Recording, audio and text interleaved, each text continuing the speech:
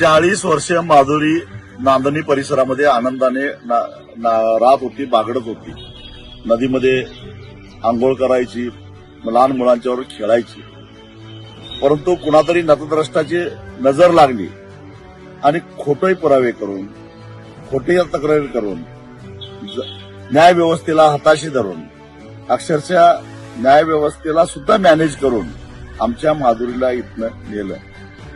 परंतु जन आंदोलनाच्या रेट्यामुळे त्याच न्याय व्यवस्थेला पुन्हा माधुरीला परत पाठवा असा निकाल द्यावा लागला.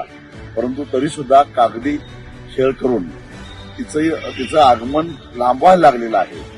त्यामुळं आपण जन आंदोलन केलं, न्याय व्यवस्थेला तिचा निर्णय बदलायला लावला.